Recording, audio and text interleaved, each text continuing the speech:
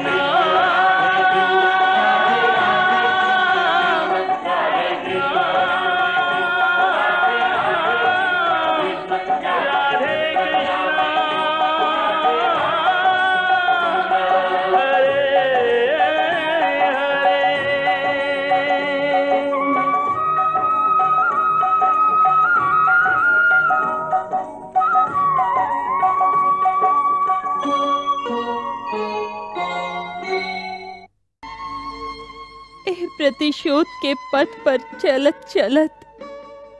चलत हम थक गइल हैं हम।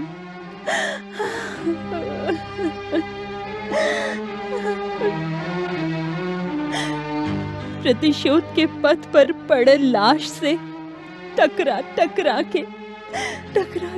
के हमार आत्मा घायल हो चुकल बा।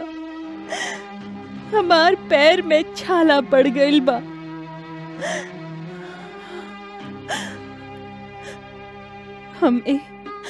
हम ए प्रतिशोध के यात्रा के विराम दिहल चाहत हैं।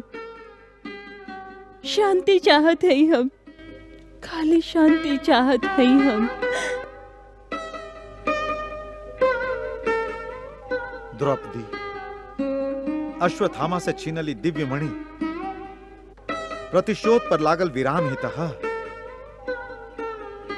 ये दिव्य मणि तू अपना लगे रखा, तुहार मन के शांति मिली। ना भीमसेन ना, एगो माई खातिर ओकरा बेटा से बढ़ के कौनो मणि कौनो हीरा ना होखे। ओकर हीरा मोती तो ओकर बेटा होला और हमार त पांचों बेटा लुटा गइलन।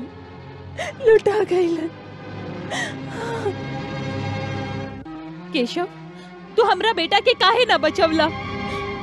तू जानत रह कि उनका साथे का होके वाला बा।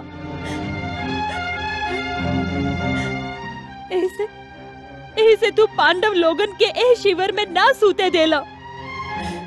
केशव तू हमरा मांग के उजड़े से बचवला। अगर तू चाहता था हमार गोदी के भी उजड़े से बचा सकत रहा। बोला केशव, बोला तो फिर काहे हमरा बेटन के भाग्य के वेदी पर बलि चढ़े देला? बोला केशव, बोला। एकर उत्तर बा तोहरा लगे? बा कौनो उत्तर एकर तोहरा लगे केशव? बोला, तू बोला केशव, बोला बोला बोला केशव, बोला।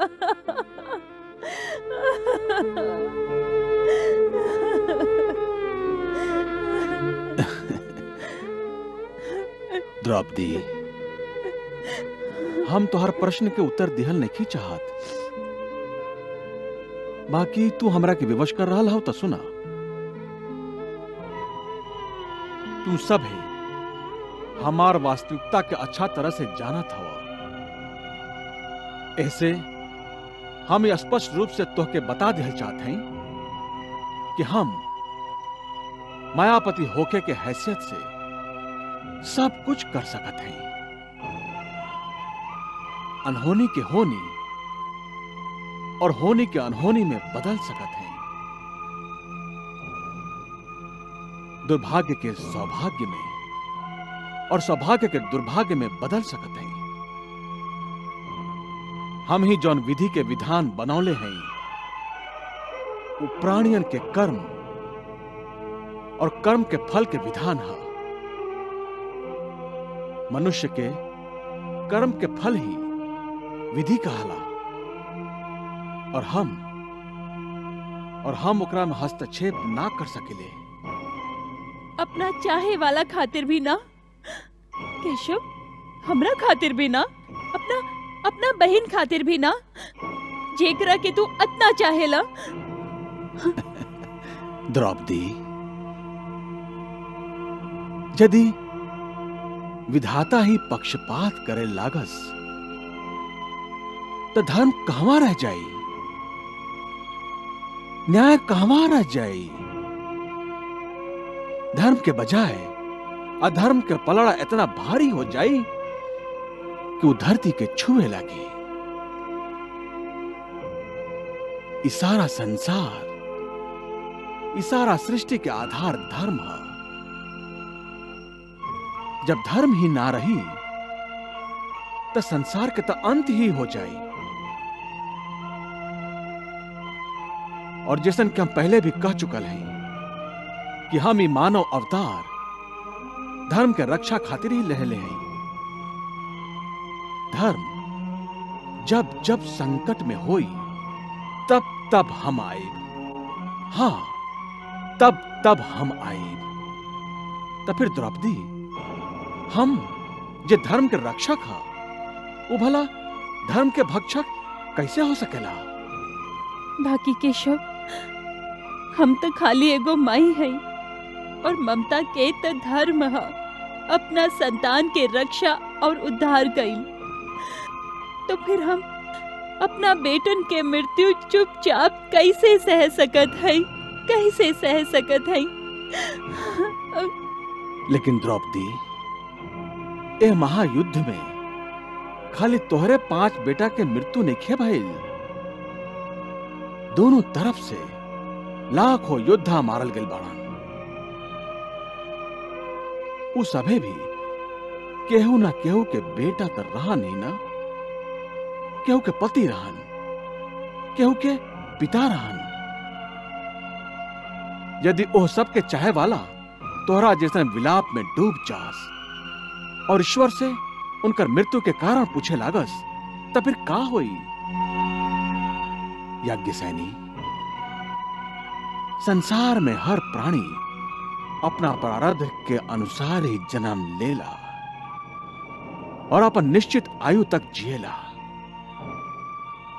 ओकरा बाद ता सबके मृत्यु के शरण में ही जाके पड़ेला। द्रौपदी, तो हर 5 बेटन के आयु भी निश्चित रहे, उनकर और हमार साथ खाली इतने रहे। वो तो महान आत्मा रहन जे अपन निश्चित कार्य पूरा करके चल गयन। ऐसन महान आत्मा के मृत्यु पर ऐसे शोक कल शोभा निखे देत। हाँ द्रौपदी, केशव ठीक कह रहल बाड़न। उठा, हम लोग के बेटा महावीर रहन, वो वीर गति के प्राप्त करके स्वर्ग चल गईलन। द्रौपदी, आपन बेटन के मृत्यु से हम लोग क्रोधित हो गए रही। बाकी वासुदेव जीवन मृत्यु के गूढ़ रहस्य समझा के हम लोग के मन से शोक और दुख के निकाल दिलन। पांचाली, याज्ञसेनी, तोके भी अपन मन के धीरज देवे के हुई।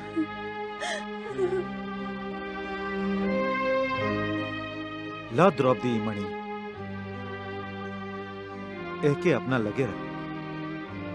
अभी तोहार बाल में सच के तोहार गौरव बढ़ाई। ना भीमसेन ना, ए मणि के हमरा केश में ना बल्कि महाराज युधिष्ठिर के मुकुट में सजे के चाहे। हमार गौरव था तुम पांचों पांडव हवा। हमके कौनो मणि की आवश्यकता नहीं खे। ली महाराज, एक रा के अपना मुकुट में धारण करी।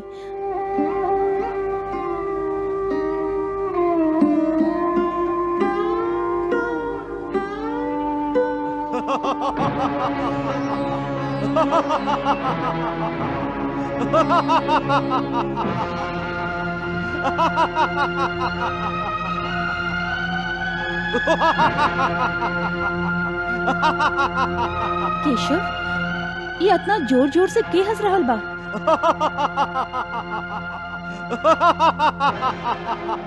ई बर्बरिक हवा। बर्बरिक? हाँ, भीमसेन के पोता और घटोत्कच के बेटा महावीर बर्बरिक। जय श्री कृष्ण। महाभारत के महायुद्ध अंततः समाप्त हो गई। मानव जाति जब जब लोभ, दंभ और अहंकार के मद में चूर हो जाला, तब तब मानव आपन आपन अहंकार और दंभ के प्रदर्शन खातिर आपस में एगो महायुद्ध करेलन। और हर महायुद्ध के अंत यह होखेला महाविनाश, वीरता के महाविनाश, संस्कृति के महाविनाश, ज्ञान और विज्ञान के उन्नति के महाविनाश। और सबसे बड़ विडंबना तो यह कि लड़े वाला दोनों पक्ष दावा करेलन कि वो मानव संस्कृति और मानव धर्म के रक्षा खातिर युद्ध करेलन। बाकी यह महाविनाश में न वो स्वयं बच पावेलन, न ही संस्कृति, धर्म, ज्ञान और विज्ञान के बचा पावेलन। सब कुछ समाप्त हो जाला। यह हाल है महाभारत के महायुद्ध में भइल। यह युद्ध के आरंभ में अर्जुन भगवान कृष्ण से जे बात कहले रहलन। हे मधुसूदन, यदि वो हमके मारल चाहेलन तो मार देस। हमके एकर कोनो चिंता नहीं खे। बाकी हम अपन लोग के ही मार के पाप कैसे कर सकत हैं?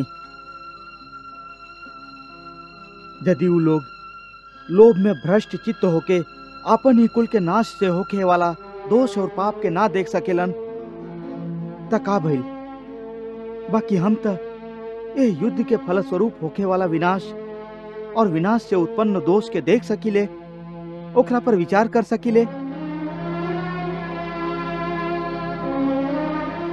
हे केशव, तू तो जाने ला कि कुल धर्म के नाश होके से सनातन कुल धर्म के नाश हो जाला, और धर्म के नाश हो जाए से संपूर्ण कुल में पाप वही तरह फैल जाला जैसे कोनो प्राण घातक रोग मनुष्य के शरीर में फैल जाला।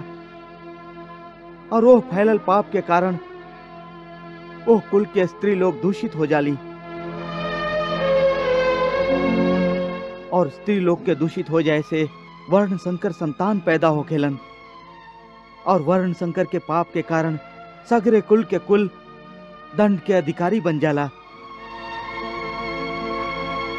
इतना ही ना, उनकर पितरन के भी अधोगति प्राप्त होखेला। ये सब जानत बुझत भी हम युद्ध करी, ये कैसे हो सकेला? हम कुल घाती होके के पाप स्वयं अपन हाथ से अपन माथा पर कैसे लिखी?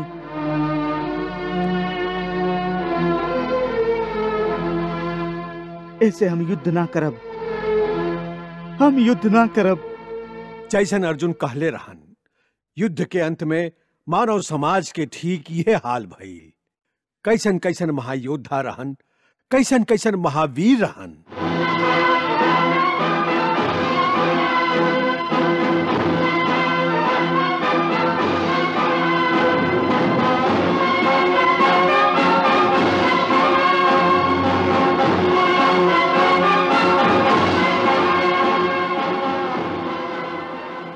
अस्त्र और शस्त्र के विज्ञान के कैसन कैसन परम ज्ञाता रहन, जे ब्रह्मास्त्र और बीज नाशक अस्त्र जैसन महाविनाशक अस्त्र लेके युद्ध करे आयल रहन। सब के सब अंत में कुरुक्षेत्र के धरती पर मिट्टी में मिल गईलन। पितामह घायल हो गेली, पितामह घायल हो गेली। अरे भैया सुना, पितामह घायल हो गेली, पितामह घायल हो गेली।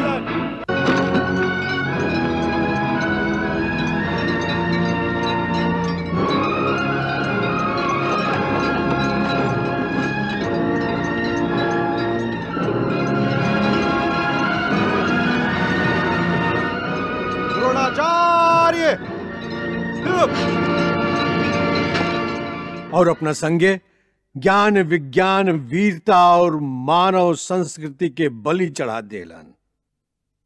ऊ लोग में कैसन कैसन महान आत्मा रहे, जिनकर जोड़ के मानव फिर यह युद्ध में कब्बो पैदा ना हुई हैं। भीष्म पितामह, जिनकर पराक्रम के देवता तक सहन ना कर सकत रहन। भीष्म कर्तव्य परायणता और त्याग के मूर्तिमान महापुरुष रहन, जे आपन पिता के खुशी खातिर आपन सर्वस्व त्याग दिहलन। यहाँ तक के हस्तिनापुर के सिंहासन पर आपन अधिकार और आपन संतान के अधिकार के भी त्याग दिहलन। और यह विचार से कि कहीं उनका संतान वचन भंग ना करस, वो आजीवन ब्रह्मचर्य व्रत के पालन करे के प्रतिज्ञा कैलन। हे दसों दिशा देवता लोग और गंधर्व यक्ष किन्नर, हम गंगापुत्र देवव्रत आप सबके साक्षी मान के घोषणा करत हैं कि हम हस्तिनापुर के सिंहासन पर से अपन पैतृक अधिकार छोड़त हैं और साथ ही आजीवन ब्याह ना करे के प्रतिज्ञा करत हैं, ताकि हमके कोनो संतान ना होखे और ना ही केहू सिंहासन पर अपन अधिकार जता सके। और हम घोषणा करत हैं कि हमार छोटकी माई सत्यवती और उनका संतान के उस सिंहासन पर एक अधिकार रही। गंगापुत्र देवव्रत आजीवन ब्रह्मचर्य रह के प्रतिज्ञा करेला और साथ ही अपन पूरा जीवन हस्तिनापुर के सुरक्षा में अर्पित करेला। यह भीष्म प्रतिज्ञा के कारण उनका नाम देवव्रत से भीष्म हो गई और वह प्रतिज्ञा के कारण ना चाह के भी ऊ लोगन के ओरी से युद्ध करे खातिर वो विवश भइलन। बाकी काहे कि धर्म के साथ दिहल भी जरूरी रहे, ऐसे उ स्वयं पांडवन के उ तरीका बता देलन जेकरा कारण उनकर वध आसानी से कइल जा सके। ए धरती के पांडव विहीन बनावे के हमार प्रतिज्ञा के अनुसार युद्ध भूमि पर कल हम जरूर हथियार उठाई। बाकी हम केहू स्त्री के आगे हथियार ना उठा सकेली। स्त्री के अपन लक्ष्य पर देख के शस्त्र नीचे कर लेला। और यह उस समय है अर्जुन, जब तू अपन प्रहार से अपन वाण से हमार सीना छलनी कर सकेला। बाकी युद्ध भूमि पर कौनो स्त्री आपके सामने काहे आई पितामह? रोजे आवेली। बाकी तू लोगन ओकरा के पुरुष मानेला और शिखंडी के नाम से जानेला और हम ओकरा के स्त्री कहेली और शिखंडिनी के नाम से जानेली। याद है ना, शिखंडिनी एगो स्त्री के रूप में जन्म ले रहे और बाद में वो एगो यक्ष के सहायता से पुरुष बन गई रहे। बस अर्जुन, तू शिखंडिनी के अपन ढाल बना ला और हम अपन हथियार नीचे करी।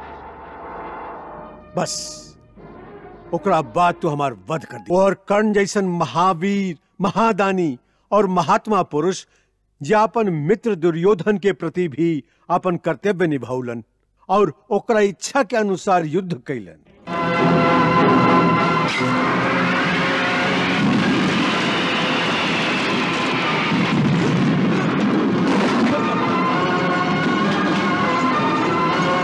साथ ही अपन छोटा भाई और माई कुंती के प्रति भी धर्म निभावे खातिर अपन प्राण के आहुति दे देलन।